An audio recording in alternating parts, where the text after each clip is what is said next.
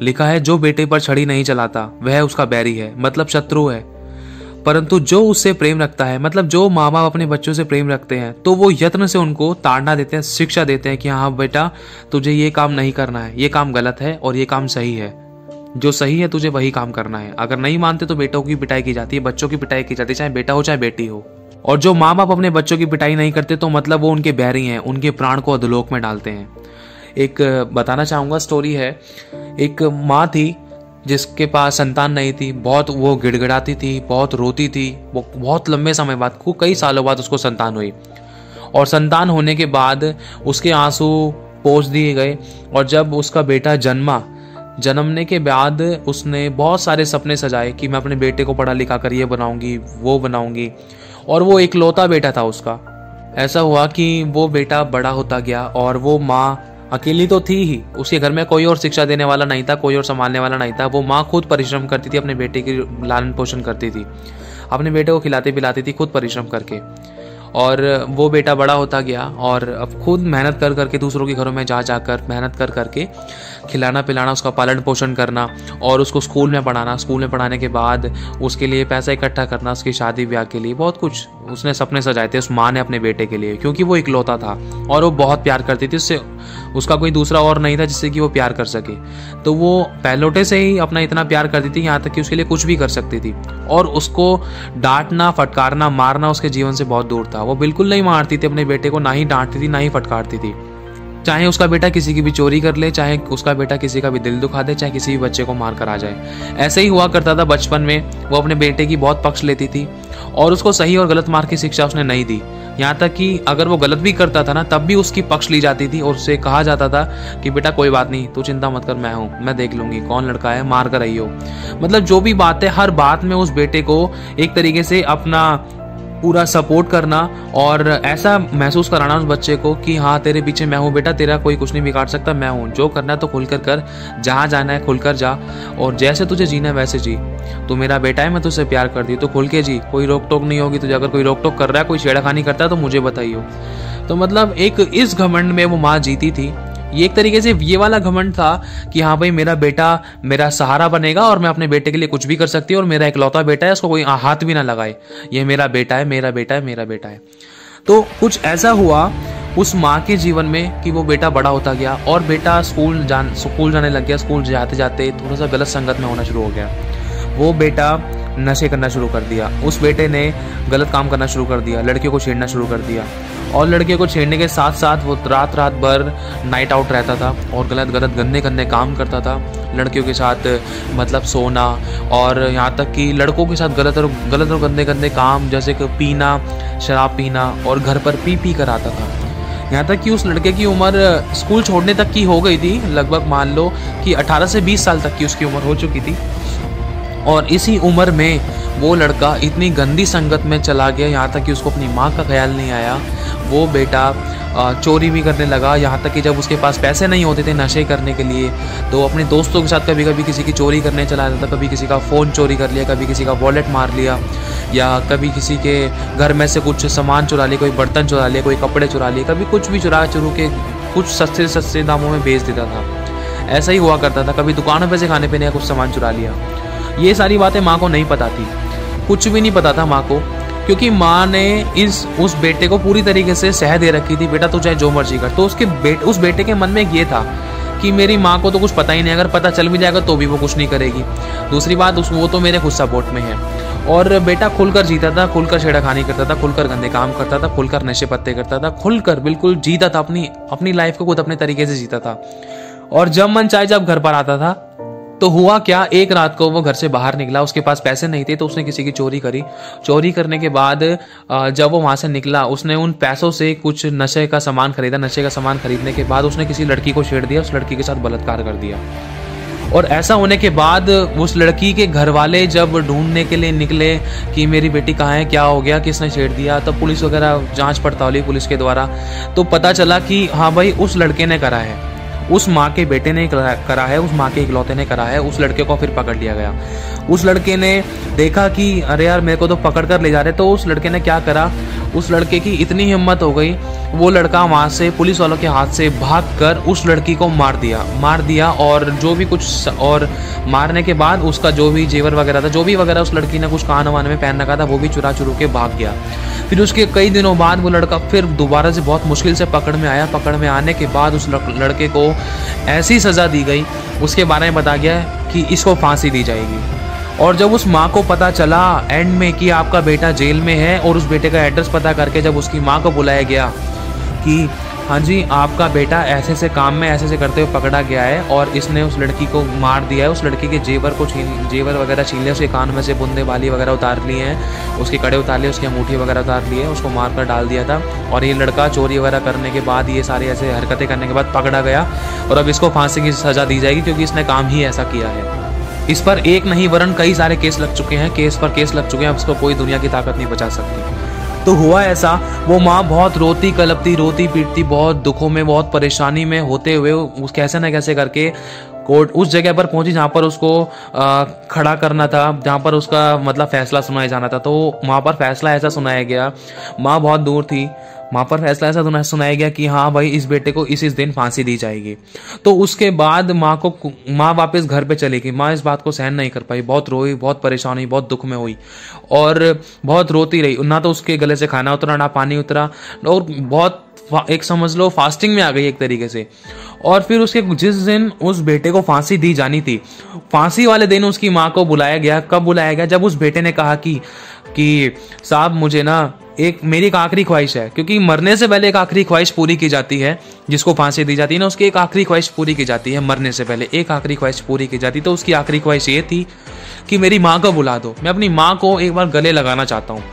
तो ऐसा ही किया। उसके हाथ पैर तो बांध रखे थे, हाथ पैर उसके बांध रखे थे किसी लकड़ी के सहारे, दो लकड़ी के बीच में वो उसको बांध रखा था, चारों हाथ पैर उसके बांध रखे थे। तो क्या कहते हैं, उसकी माँ को बुलाया गया। तो उसकी माँ रोते रोते खड़ी होगी उसके सामने।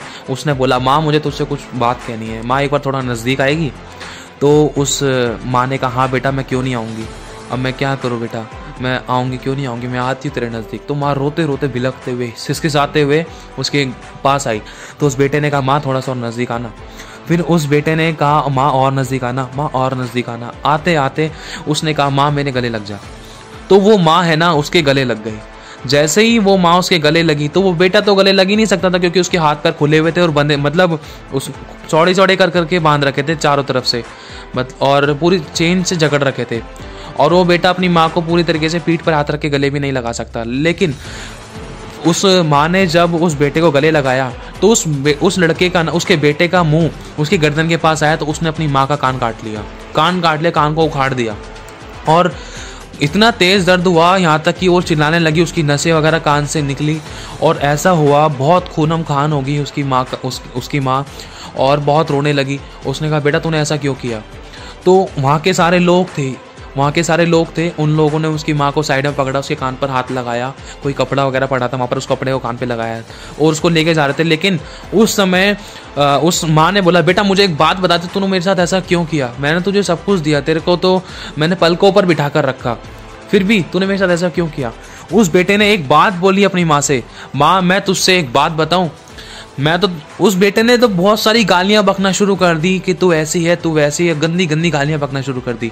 उस माँ की आंखों में और जोर से आंसू आ गए कि इसने मेरे साथ ऐसा क्यों किया। उसने फिर एक आखिरी बार एक क्वेश्चन पूछा, बेटा ऐसा तूने मेरे साथ क्यों किया? तो उस बेटे ने बोला माँ मैं तुझसे फिर से कहता हूँ, अगर तू मुझे बचपन ही में, अगर मैं 1 रुपए की, मैंने जब 2-3 रुपए की जब मैंने चोरी करी थी ना, अगर तू मुझे उसी समय डांट और फटकार देती ना तो आज मैं यहाँ नहीं होता। अगर मैं किसी लड़की को छेड़ रहा था, अगर मैं किसी कोई गलत काम कर रहा था ना, अगर मैं किसी को मार कर आ रहा था, अगर मैं कुछ भी गलत काम कर रहा था, अगर तू मुझे उस समय पर टोक देती या पिटाई करती, अगर तू उस समय मुझे डांट देती या उस समय तू मुझे गंदी तरीके से मारती तो आज मैं यहाँ नहीं होता। आज मैं तेरी वजह से, आज मैं मौत को देख रहा हूँ, आज मैं तेरी वजह से फांसी पर चढ़ रहा हूँ, आज मैं तेरी वजह से मेरी जिंदगी ऐसी खत्म हो गई है, आज तेरी वजह से मेरी आखिरी सांसें चल रही हैं। उस लड़के ने अपनी माँ को डांटते हुए, दोष लगाते हुए कहा कि अगर तू मुझे उस बचपन में ही, अगर तू मुझे डांटती, फटकारती, गलत संगति में नहीं जाने देती और हर पल हर क्षण मेरी चौकसी करती और मेरी निगरानी रखती और हर पल हर क्षण अगर तू मेरे साथ साथ रहकर तू मुझे अच्छी शिक्षा देती, बुराई से बैर करना सिखाती और गलत काम में जाने से रोकती, तो ही मैं इस जीवन को नहीं देख पाता, वरन मैं अच्छा जीवन जीता और मैं तेरी भी चौकसी करता, मैं तुझे भी सुख वाला जीवन देता। लेकिन तूने मुझे गलत काम करने में सह दी, कभी तूने मुझे सही और गलत का राह नहीं दिखाया, कभी तूने मुझे बोला नहीं कि बेटा ये काम गलत है, ये काम सही है, तू गलत काम मत करना, तू सही काम करना। कभी तूने मुझे अच्छी बातों की शिक्षा नहीं दी और कभी तूने मुझे गलत काम के लिए कभी एक पल भी, एक बार भी तूने मुझे नहीं रोका। वरन तूने मुझे इस बात की शिक्षा दी कि तू बेटा मैं तेरे साथ हूं, तो किसी को ही मार करा तो कुछ भी कर करा, चाहे कोई कुछ भी कर, तू जैसे तुझे चाहना है वैसे तू जी ले, जो मर्जी कर। तूने मुझे सह दी, तूने मुझे इस प्रकार की एक सहमति दी कि हाँ मैं चाहे जो मर्जी कर लूँ, मेरा कोई कुछ नहीं बिगाड़ सकता, मेरी माँ मेरे सपोर्ट में है। उसी निडरता को लेकर मैंने अपनी लाइफ को लेकर मैं जीना शुरू कर दिया और तेरे ही कारण मैं इतने गंदे गंदे काम करने के कारण मैंने एक लड़की की हत्या कर दी, उसके साथ बलात्कार किया, मैं चोरी करते करते आज यहाँ पहुँच गया। आप लोग समझ गए होंगे, मैं फिर से कहता हूँ, उसको फांसी की सज़ा हो गई और उसकी माँ ने अपनी आंखों के सामने अपने बेटे को खोते हुए देख लिया। मैं फिर से वचन पढ़ना चाहता हूँ, लिखा है, जो बेटे पर छड़ी नहीं चलाता वह उसका बैरी है, परंतु जो उससे प्रेम रखता है वह यत्न से उसको शिक्षा देता है।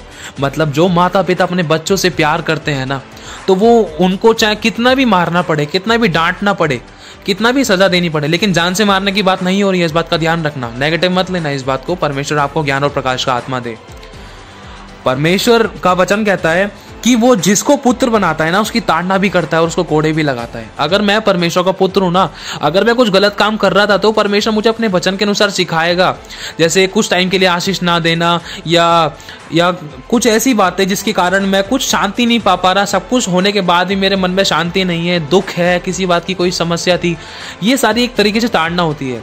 पिता की तरफ से ताड़ना कुछ और होती है और जो शारीरिक माता पिता होते हैं उनकी तरफ से ताड़ना कुछ और होती है।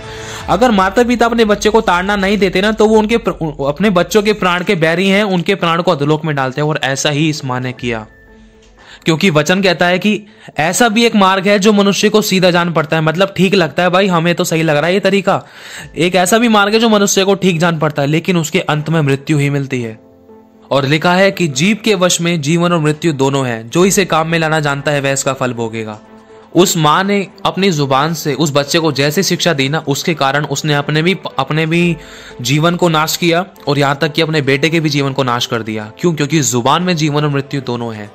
इसी जुबान से वो अपनी बेटे को अच्छी शिक्षा दे सकती थी, बुराई से बैर करने की शिक्षा दे सकती थी, बुरे मार्ग से हटने की शिक्षा दे सकती थी, ताड़ना कर सकती थी उसकी, यहाँ तक कि उसको सिखा समझाकर उसके साथ साथ रहकर उसकी पिटाई करके गलत मार्ग से उसको बचाकर उसके प्राण को अधोलोक से बचा सकती थी। लेकिन उसने उसको ऐसी शिक्षा दी जिसकी वजह से उसकी माँ को भी हानि उठानी पड़ी और यहाँ तक कि उसके बेटे की जान चली गई और उसके साथ साथ उस लड़की की भी जान चली गई। लिखा है, लड़के को उसी मार्ग की शिक्षा दे जिसमें उसको चलना चाहिए और वह बुढ़ापे में भी उससे ना हटेगा। कहने का मतलब परमेश्वर का वचन ने साफ कह दिया कि अपने बेटे और बेटी को उस मार्ग की शिक्षा दे। कौन सा मार्ग? जो सत्य है, जो जीवन है। जैसा कि यीशु ने कहा कि जीवन, मार्ग और सत्य मैं ही हूं, बिना मेरे द्वारा कोई पिता के पास नहीं पहुंच सकता। मतलब पिता के पास स्वर्ग में जाने का मार्ग, उसी मार्ग की शिक्षा देनी है अब एक माता पिता को अपने बेटे के लिए कि हाँ, पवित्र जीवन जीना है बेटा। अगर तुझे स्वर्ग जाना है तो पवित्र जीवन जीना, तुझे बुराई से बैर करना होगा, तुझे परमेश्वर की आज्ञा का पालन करना होगा, तुझे दूसरों का दिल नहीं दुखाना, तुझे गलत नजर से किसी को देखना नहीं है, तुझे चोरी नहीं करनी है, तुझे झूठ नहीं बोलना, तुझे गाली नहीं बकनी है, तुझे किसी का दिल नहीं दुखाना है बेटा। ये शिक्षा देनी है, उस मार्ग की शिक्षा देनी जिसमें वो बुढ़ापे में भी उससे ना हटे, बना रहे। जब वो उसकी आंखें बंद हो ना धरती पर, तो वो स्वर्ग में जाए, नरक में ना जाए। और लिखा है कि लड़के के मन में मूढ़ता की गांठ बंधी रहती है, परंतु अनुशासन की छड़ी के द्वारा वह खोलकर उससे दूर की जाती है। मतलब अगर कोई लड़का किसी बात को लेकर मूढ़ता दिखाता है, ढिठाई करता है, कोई पाप करता है, कोई गुनाह करता है, कोई अपराध करता है, तो अनुशासन की छड़ी से, मतलब उसको मारकर, फटकार कर, उसको डांट कर उस बुराई से उसको हटाया जा सकता है। अब एक बीज है, अगर उसको बो दिया धरती के अंदर और वो धीरे धीरे पौधा बना, पौधे से पेड़ बनने को हो रहा है, अगर शुरुआत में ही उसको उखाड़कर किसी जगह पर नहीं लगाया और शुरुआत में ही उसको अच्छे से सीधा कर उसको सपोर्ट देकर सीधा नहीं रखा, तो जैसे ही वो बड़ा होगा तो उसको सीधा करना बहुत मुश्किल होगा। वो टेढ़ा है तो टेढ़ा ही पनपेगा, और अगर उसको जब वो बड़ा हो जाएगा तो उसको उखाड़कर साइड में लगाना मुश्किल है, एक जगह से उखाड़कर दूसरी जगह लगाना मुश्किल है। इसीलिए कि बचपन में ही मनुष्य को एक माता पिता के द्वारा बच्चों को बचपन में ही अच्छी शिक्षा दी जाए ना, तो वो उसमें बना रहता है।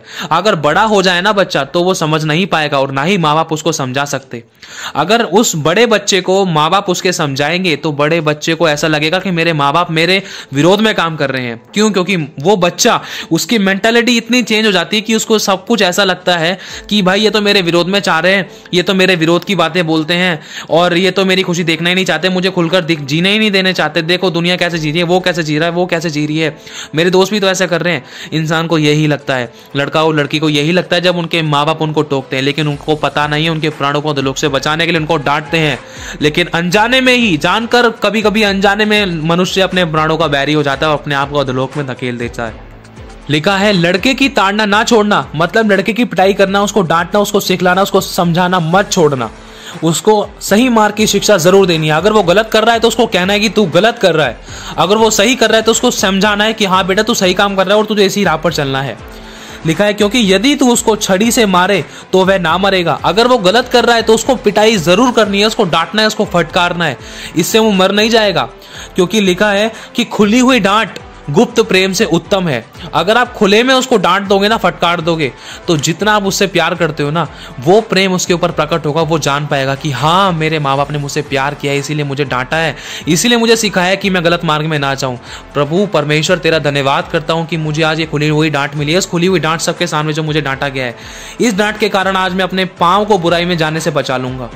लिखा है, तू उसको छड़ी से मारकर उसका प्राण अधोलोक से बचाएगा। अगर आप एक अच्छे माता पिता हो, अगर आप अच्छे माता पिता हो तो अपने बच्चों को उनको डांट कर, फटकार कर, बुरे मार्ग से हटाने के लिए उनके लिए छड़ी का इस्तेमाल कर रहे हो। ये नहीं कि उनको मार मार कर उनकी जान निकाल दो, ऐसा भी नहीं है। बुद्धि से और आत्मा से भी काम लेना है। कहने का मतलब ये है, उनको सिखाना है, समझाना है, और परमेश्वर की अगुवाई मांगनी है, पवित्र आत्मा की मदद मांगनी है, और उनको उसी मार्ग की शिक्षा देनी है जिसमें वो अंत तक बना रहे, जिसमें वो स्वर्ग जाए, अधोलोक में ना जाए। जैसे ही गलत मार्ग पे चलने की कोशिश करता है बच्चा, तो उसी समय उसको टोक दो, रोक दो, उसको फटकारो और डांटो। उसी तरीके से बस उसका प्राण अधोलोक से बचाया जा सकता है। जो माता पिता अपने बच्चों को छड़ी से मारते हैं और डांटते हैं, फटकारते हैं, और गलत मार्ग की शिक्षा नहीं देकर वरन उनको अच्छे मार्ग की शिक्षा देते हैं, और अगर वो बच्चे गलत करते भी हैं तो उनको उसी समय अगर उनको डांटा पीटा जाता है, उनको समझाया सिखाया जाता है, अगर उनको सही किया जाता है, अगर उनको बुद्धि वाली बातें और सही मार्ग की शिक्षा दी जाती है, तो लिखा है, छड़ी और डांट से बुद्धि प्राप्त होती है। बुद्धि कहाँ से मिलती है? परमेश्वर का भय मानने से। अगर आप अपने बच्चों को सही शिक्षा दोगे तो आपके बच्चों के अंदर भय आएगा। भय मानने से परमेश्वर की बुद्धि उनके अंदर वास करेगी। अगर परमेश्वर की बुद्धि वास करेगी तो उनके काम सफल होंगे और वो भला ही काम करेंगे, दूसरों के आंसू को पोंछने वाले बनेंगे। अगर ऐसा नहीं होगा तो दूसरों को आंसू देंगे, वरन तुमको भी आंसू देने वाली बात थी।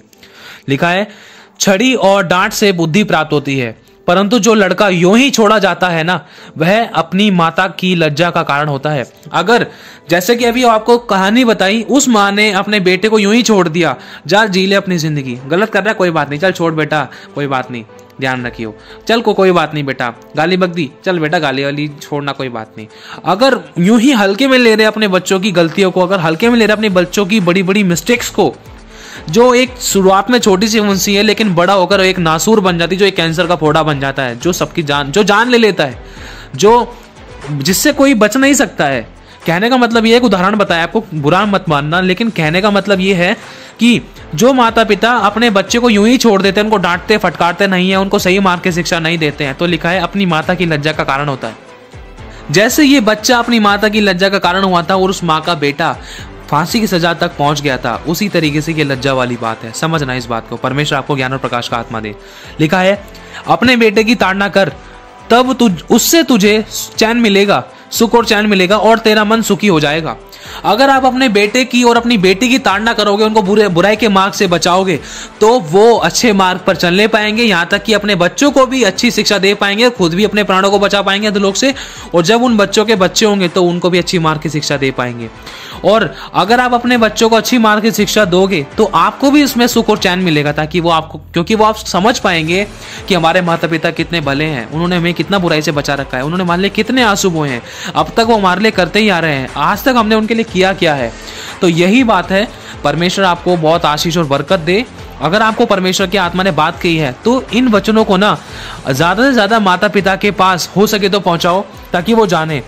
आपके लिए कुछ और वचन पढ़ देता हूं। लिखा है, जिस आंख से कोई अपने माता पिता पर अनादर की दृष्टि करे, ये बच्चों के लिए है। अगर कोई बच्चा अपने माता पिता के ऊपर कोई अनादर की दृष्टि करता है, या हाथ उठाता है, या झूठ बोलता है, या दोष लगाता है, या बुराई करता है, गाली गलौज करता है, या अपनी माता पिता की चुगली करता है, या उनके बारे में बुराई करता है अपने दोस्तों से, या कुछ भी ऐसा गलत काम करता है, तो लिखा है, और अपमान की दृष्टि के साथ अपने माता पिता की आज्ञा ना माने, उस आंख को तराई के कौवे खोद खोद कर निकालेंगे और उकाब के बच्चे खा डालेंगे। मतलब बहुत खतरनाक बात लिखी है यहाँ पर बच्चों के लिए। परमेश्वर का वचन सबके लिए सेम है।